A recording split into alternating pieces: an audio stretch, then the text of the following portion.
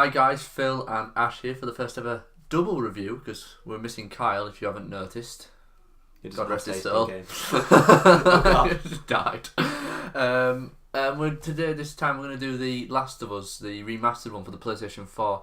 Ash was kind enough to get me it for Christmas, and he already bought it himself anyway. So we're going to start the review off. What point would you like to cover first? There's a lot of points to this game. It is a pretty good game. We'll talk about the main point then first. The main point for us was the story.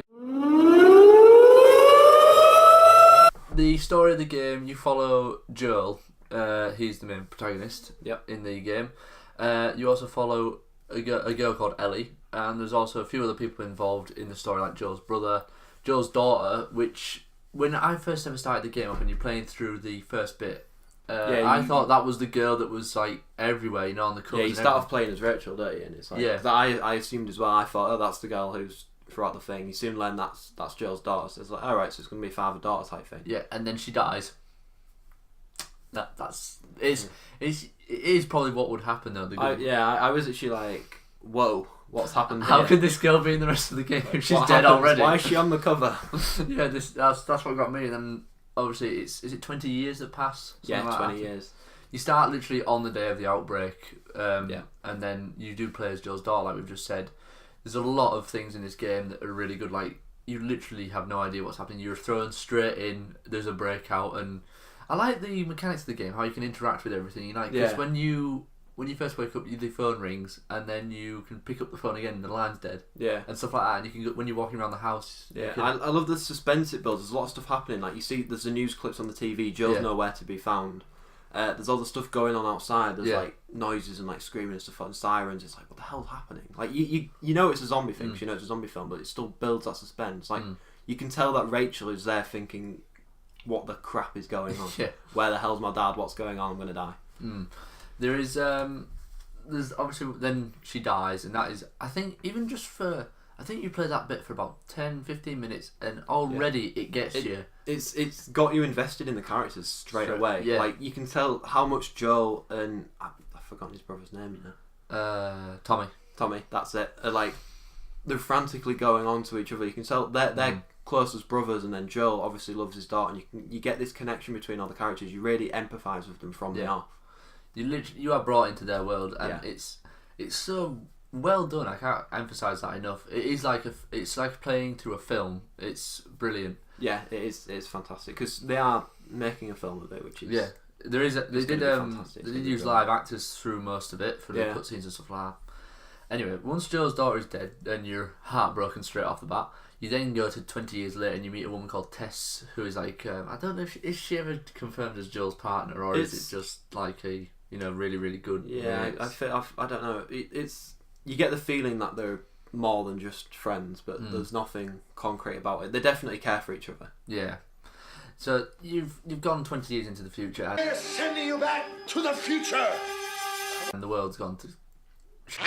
And it's so realistic in the sense of this is probably what would happen. There would be quarantined areas where people would be living, and they'd get rations of food and stuff like that, and rations would be late, and people being executed just for being possibly infected. Yeah, like the government, like, they kind of seen, like, from the context of where you are, you think, why would they do this? This is so scummy. But at the same time, one person gets in who's infected, everybody else is dead. Yeah, that's like it builds on what could possibly happen. It is quite plausible, the events that do go on.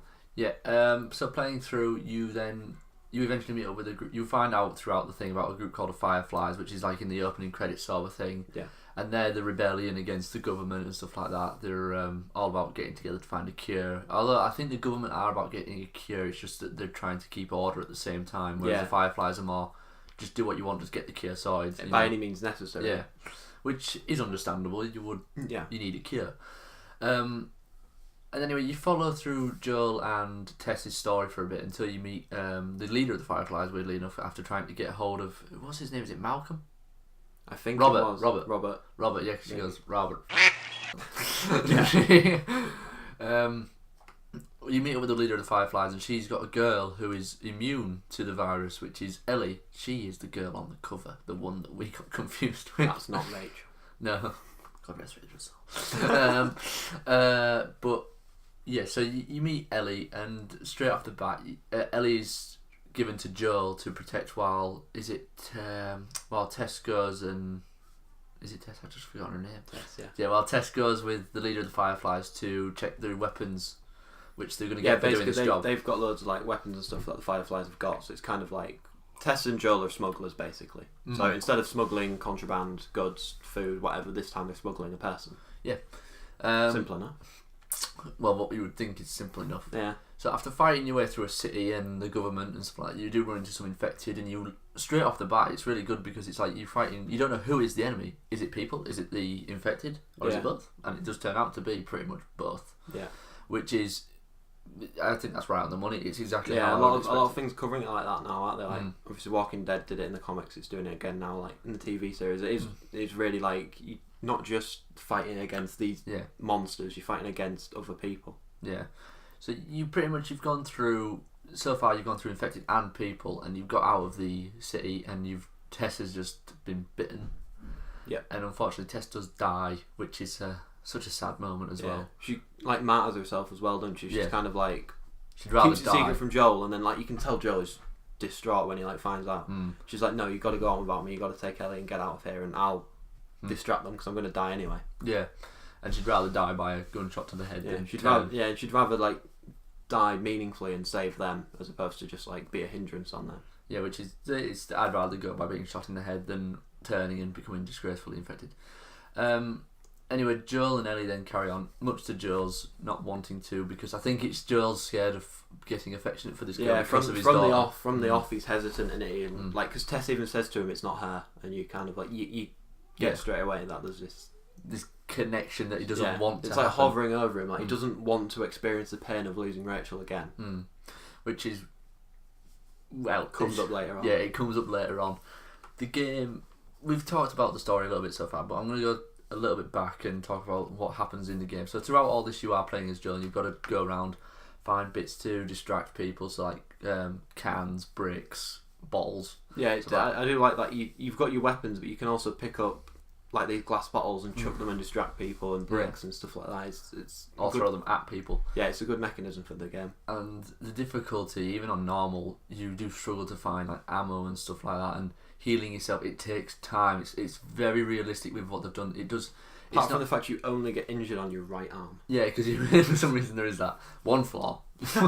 But yeah, so it's the time it takes to do stuff. You can upgrade your time, like your speed and recovery, which would make sense because the more you do it, the more experience you get it, and the better you would get in real life. So they've stuck to that really well. Yeah. Everything is in limited supply, so your health pack's limited supply. You have to make your own through materials you found. You have to make your own weapons. I like how like one of the most effective weapon is the Molotov. Yeah. But the Molotov is made from the exact same things as your medical kit. So you've got to think, do I need a medical kit? Do I need to heal myself? Or do I need to go on the offence and need one of these in supply in case something happens? It is a very tactical game all the way through. Ammo's in short supply, like I said, because obviously during this sort of a time there would be hardly any ammo around because everyone would that's the thing. It's easier to go in all guns blazing and just think, right, I need to get to that door over there. I'm going to go straight through the middle and I'm going to destroy all those clickers and all those runners. Yeah, and people. And people that's there. Or you think I could spend 20 minutes longer and go round the outside and maybe shank one of the clickers and get away and save all my ammo for when I actually need it. Yeah, because you will run into it because you'll run into what's called a boomer, and then those things are a pain to get. Was it Blur? Blur boomer is one of the two. Really huge fat thing. Yeah. And that's when you're with Bell, isn't it? Yeah. And we probably caught up anyway. So the idea is now you've got to get Ellie across the country, and in which to do that you're going to need a car. And so Joel has a mate who may potentially have a car for him, and he owes him a favour. So they meet up this guy called, what did you say was called? Bill. Bill pretty much has a town to himself, booby trapped. It's brilliant. It's a high heaven. It's fantastic. Yeah, it is quite hilarious. And you pick up one of the best weapons in the game during that point, which we think is the best weapon. It's the bow and arrow, because it's so stealthy that you can, if you've got hidden and you've got it upgraded, if you're hidden and you've got it upgraded, you can one shot people with a good shot. A lot of the time as well, you get your arrows back. If you're in a position where you can get back to the body and there's not other clickers there or other zombies there, you can get there, get your arrow back 9 times out. Well, maybe not 9 times out of 10, but quite a lot. Yeah, I'd say about 60%. Yeah, you've got a really good chance, and that's the feature I liked most about the bow and arrow, because it was regenerating ammo. Because three shots in your revolver might take out one runner, but 3 arrows might take out 6. Yeah, that's the thing. It's a brilliant weapon, and I think they meant for it to be used as much as we hoped. Once you've got out of the town, you're going to try to find the fireflies, and throughout this entire thing, the way the game works, it's based on seasons. So you've got autumn, winter, that sort of summer. Yeah, that you sort play of thing. through the year. You see the change on the weather, on the change of people and stuff. Like you kind of know. I thought there was less zombies about when it was winter, because obviously it was colder. It's harder for them to move as well as harder for people to move. So it really gets scarce for food at that point. Yeah. That's when like you have to hunt and stuff like that. It becomes a lot more. Yeah. So throughout this sort of period, you see the bond between Joel and Ellie grow stronger, and it works in the same way for you. I found myself getting more and more attached to her. Like if she was in trouble, I would drop everything, turn and shoot to keep her alive. Whereas at the start of the game, I might have let her for a little bit longer and saved Tess or something like that. Yeah. It is. You do develop a really you really do get invested in the characters, which is just fantastic. It's really incredible. I mean, I don't think words could do it justice how well they've done with that. And then like it is film level story. Yeah, like that is absolutely fantastic. It's not just a game where you kind of think, the character's alright, he's a bit of a badass, he's okay. Yeah, like you probably feel the character's pain, you understand what they're going through. Yeah, and then you get to actually play as Ellie, which is during the winter time when Joel is injured. That was gruesome, wasn't it? Fell off that balcony and gets skewered. And you're thinking, he's dead. No, not Joel. Yeah. How are we going to survive without Joel?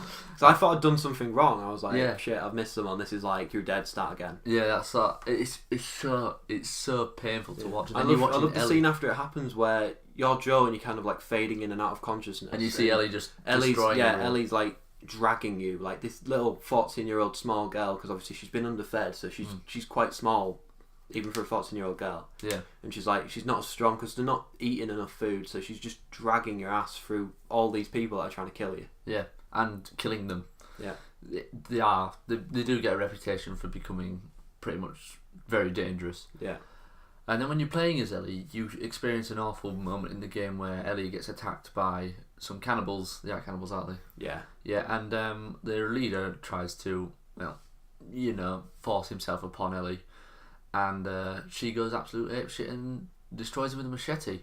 But it's such an emotional time because you get so angry at this guy for what he's trying to do, and yet at the same time, a second later, you were terrified of him. When you first meet him, I was kind of suckered in. I thought he was a nice guy. I thought his the younger lad. I don't know if it's son or just someone who was out hunting with him. I thought he's a bit of a dick, but the older guy who I can't remember his name now. Yeah, I can't remember. I thought he's not too bad. He's like honestly giving up his gun to Ellie and blah blah blah. And then when you find out he did have a gun all along, he's not shot Ellie. He's obviously a nice guy. And then this happens, and you're just like, well, shit, I was wrong about him. Yeah, especially when he puts you in a cage, and there's so much that gets you angry about him because it's just when you're walking around, at the last bit and you're actually fighting him. It used to creep me the fuck out when he's doing that chase thing because you can't see him. It's like your map's just suddenly gone blank and all of a sudden you're being chased around and it's terrifying because the next thing you know he's behind you. Yeah. And it is... So he's like, you can't see him but he can't see you. You're both kind of moving about at the same time, and if you take a wrong turn he ends up behind you and you don't see and he's after you. Yeah. And I like that there was because it's in a restaurant, there's smashed pottery on the floor. If you go over the pottery he hears you and he comes to where you are and you're like, shit. It's that level of engagement though which... it just marks how great a game this is because you are sat there, you are glued to the screen, you will not blink, you will not move, you will just focus on where is he. I know he's around here somewhere, and then you'll pop up for a second, you'll see him, and you'll sprint, he'll sprint, and then it's so the engagement. You could have spent a good 5 minutes trying to get up close to him, and he turns around, and you've got to back up a little bit, and then you get right close to him, and he sees you, you've got to run away, and you've got to start that. And he chases you though, and he chases you does. for ages. You have to proper weave in and out, and then you go from so terrified and on the edge of your seat to just anger as he's trying to molest Ellie, and you just want to literally jump into that game, rip him off and start beating the crap out of him for her, to which Ellie then does with a machete, and then Joel comes and comforts her, and then you go to... Because obviously Joel never finds out about that, but Ellie shuts off. You kind of miss... That's when it goes into to spring from winter. Yeah. But Joel says even in spring that she's not been right ever since, whatever, and I'm pretty sure she won't have told him what's going on, but she just shuts herself down. Yeah, it does change her completely. And then you come into spring, and it's you can see that Joel is trying to be more it's literally a role reversal. Ellie's shutting Joel out, and Joel wants to engage, whereas before it was Ellie trying to engage with Joel and Joel shutting Ellie out. Yeah. They've literally... At this point, Joel accepts that because he's been ill and Ellie's looked after him. He's like, she's different. It's like, we have got a bond. There's no point thinking, I don't care about her because of what happened with Rachel. He does accept her as his own. He accepts that it's different. It's not Rachel, but at the same time, she is still dependent. Yeah.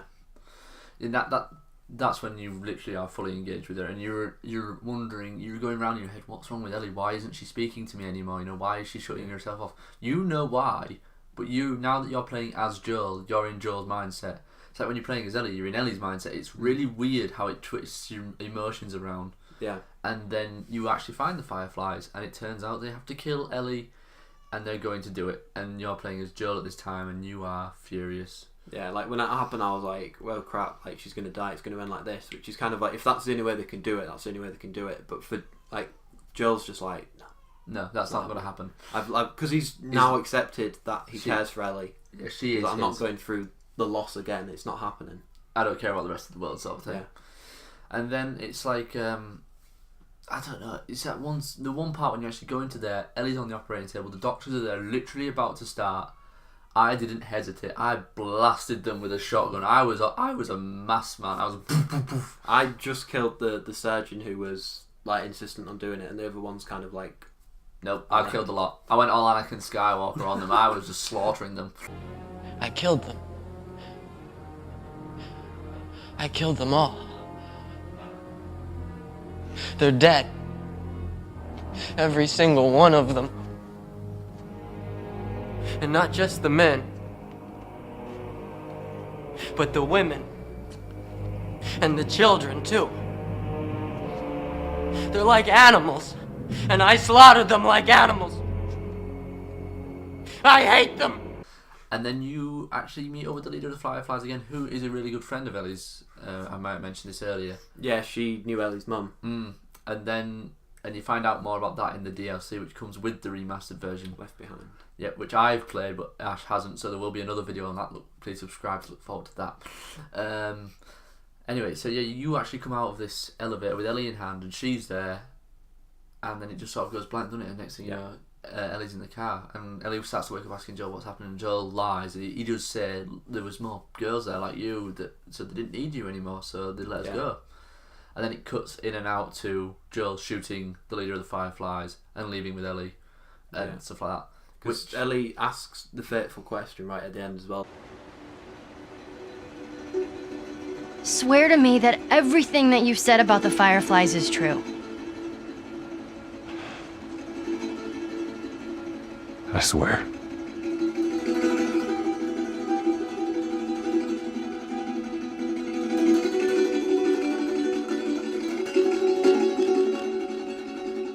Okay. Blank. Done. Yeah, it goes from being this guy who you play as for the whole game, and you kind of think at the end, you're like, is he a bad guy now? But then again, it all comes down to the decision. What would you have done? Yeah, that's the thing. In the situation, how the game makes you feel, you completely empathise with Joel and you completely agree. He's done the wrong thing, but the right thing. That's the thing. He's a bad guy. He's kind of potentially screwed up the entire human race. Like, Ellie, chances are, was the cure. But he's taken it away for his own reasons, but you completely understand his reasons. Yeah. And then, blank screen. And then that's it. And it's so like... endless screaming, like, I want more! And which you will get more because there is a number 2. Yeah. So they are working on that apparently, and I cannot tell you how excited I am. Absolutely fantastic. They've done a phenomenal job. We've just given you bits of the story. I say there's a lot we haven't covered. I think that we're going to cover certain aspects of it, like influences that we're not going to cover. Giving you the basic gist of the story. We don't want to give you too many spoilers because you have to. If you haven't bought this game, if you've got a PS3, get it. You might not be able to enjoy the 60 frames per second thing, which we got. But it's still, I've seen it played on the PS3, and it is still a fantastic looking game. Like my friend who I watched play it on the PS3, like certain bits of it, he saw me on the PS4 and was amazed at how they made it look better. He was like, he was genuinely like, it looked fantastic on the old gen, and like how even better it looks on the new gen was just phenomenal. So going from that, we'll now cover the gameplay and stuff like that, and the controls, etc., and the graphics. Yeah. So we've already sort of briefly glanced over the graphics, but they are phenomenal. Yeah. Absolutely outstanding. You get everything down to the facial hair on Joel's face. It's not all great, but it's got some black hairs. They've done it so lifelike, and it changes so throughout. much attention to detail, isn't it? Yeah, it's like their hair. It's not nicely washed and stuff like that because it would be greasy. They're clothes, they're torn, they're dirty. You jump in water, everything changes. The water. Yeah, there is a effects. lot of attention to detail, and it really makes the game. Yeah, it's phenomenal. Controls down to movement and stuff like that. It restricts you sometimes as a game in terms of sprinting, like at the very beginning. It won't let you sprint because in that situation you wouldn't be running through the house. You would be terrified, so you'd be hardly moving. So it is very authentic in that case. I have no problems with the controls. It took me a bit of time to get used to them, but I think as soon as you're done, different because it's different to what you're used to. In the terms, control-wise, it's not like your weapons layout, for instance, is all on the D-pad. It's up, down, left, right, that sort of thing. You have to use on the PS4 version. Sorry, we had to use the trackpad to go into our backpack. Yeah. I like the thing that you couldn't just have all your guns magically appear from like over your shoulder. They were in your backpack. Yeah. There was detailed. If you picked up there is an issue with a 3-foot shotgun fitting in a backpack. It goes on the edge, doesn't it? Though. Yeah. You don't actually put it in the backpack. The flamethrower just kind of disappears. Yeah, that's the other thing. But no, but the fact you had to manually go out and grab your stuff and that's get everything. That's what all adds that realism effect and really engages with it. I mean, I started playing it, didn't I, when I was like, because we're obviously hardcore Destiny fans if you haven't seen from our previous videos, and I actually got pulled away from Destiny, something that I love to finish this because I just got hooked. I played hours on end. It's one of those games that once you start it, once you get into it, there's no going back. It's addictive. And I will be replaying it. We both said we will on the hardest difficulty. So we're going over controls, graphics, and let's go on to the online, shall we? Yeah. The online is the bit of a letdown. This is a negative, really. It's like the thing is, when you buy Last of Us, you certainly buy Last of Us for the story mode. I didn't even know it had an online. It was definitely a second thought. It almost feels like a second thought from Naughty Dog as well.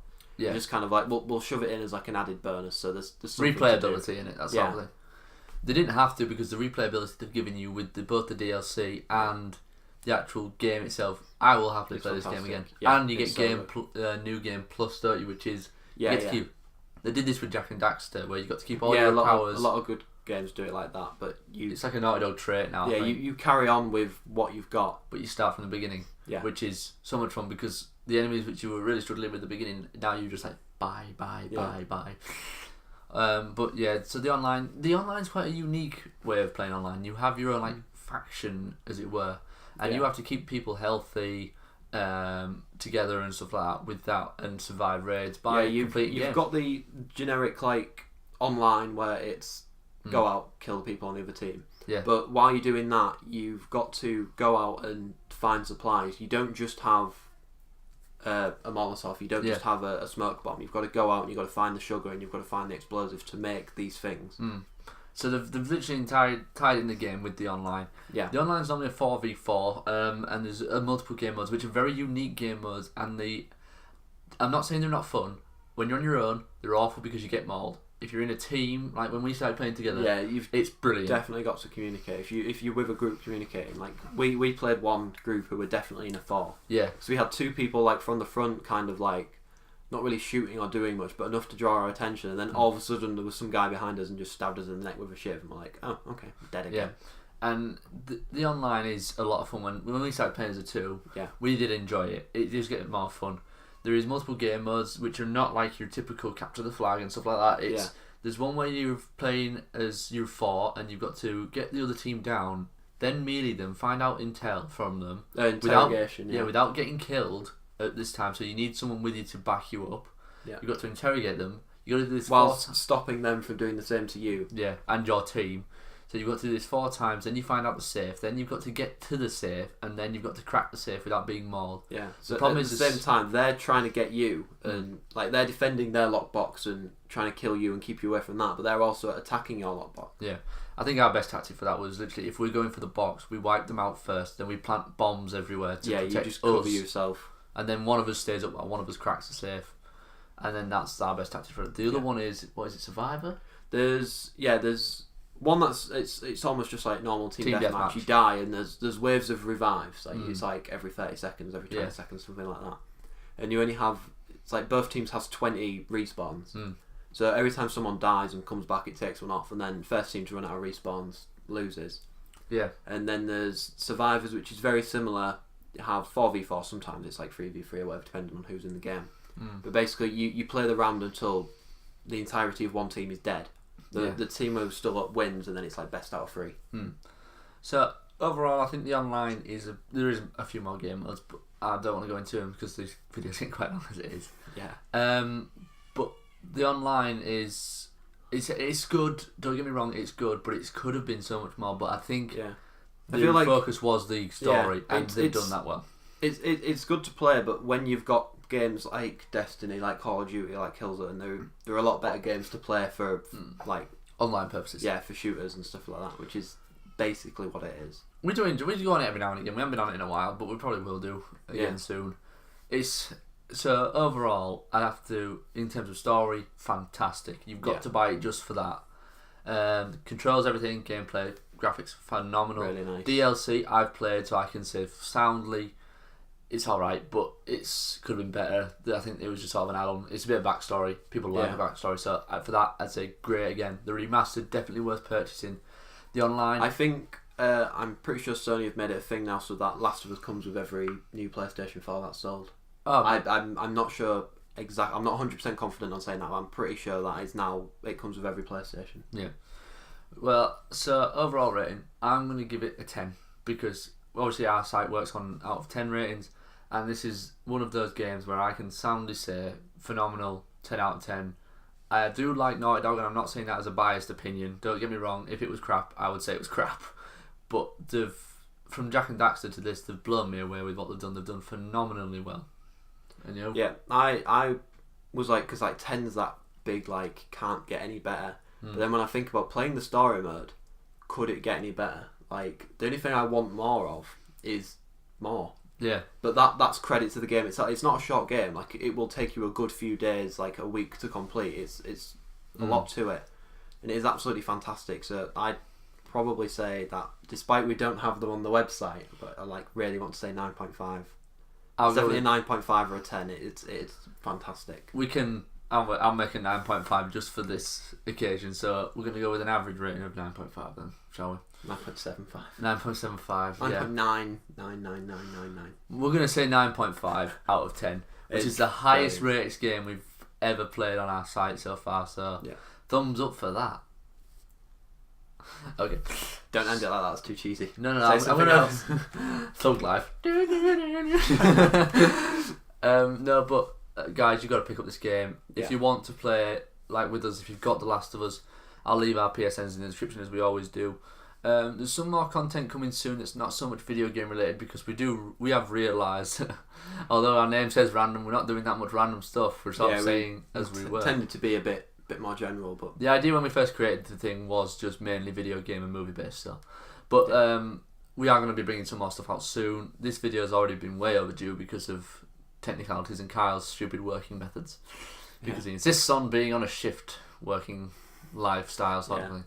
So it's really hard to get us all down together. But the next Random Ramble is going to be random. Trust us, we've already discussed roughly what we want to talk about, and which is like all over the place. Yeah. So many different things came up. It goes from religion to technology to so much other stuff.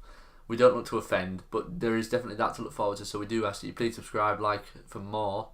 So follow us on Twitter, because I think our Twitter's more popular than our Facebook in it. So yeah, we've definitely targeted the Twitter more, haven't we? Yeah, we like Twitter because we like to tag people in it, especially when Destiny's gone down, just so we can give a moan at people. It's the, why aren't you working? I've got nothing to do. I need to do the heroic. Get your ass I online. haven't done my bounties today. God, we've come on to Destiny already. It's the Last of Us review. Yeah, I know. Zombies and shit. Yeah. Firefly. Survive. Bow and arrow review. Alright, well, cheers for that, guys. Like I say, subscribe, like for more, and we'll see you in the next video. It's like a button, like that. Press it. Yeah, it looks identical to that hand. I think right it's like there. slightly blue or green or something. I think it's white on YouTube. Probably goes green when you click it. It should be green when you finish watching this. Green thumb. That way around. Yeah, not the red one. Don't dislike us, please. Disliked already, but just started. Oh, also, before we go, I'd like to give a huge shout out to David DeFranco for giving us a shout out on his weekend vlog, which is a really nice thing for him to do. I subscribed to his Udemy course, and he showed us some YouTube tips and tricks, as it were. I like your cat. Oh yeah, Maui, his cat is called. I've been a follower of David since like 2006, so it was a huge moment for me personally, so I was really happy. So thanks a lot, David, for that. He was all starstruck. He was like, yeah, I was. Oh my god, no way, he's talking to me. He has replied. So yeah, cheers, David. thanks a lot. We're going to leave his links in the description below, so please, if you do get a chance, do pop over to his channel and have a look. Yep. As well as his website. So yeah, definitely this time, guys, signing off. Cheers. Last one. Cheers. Bye.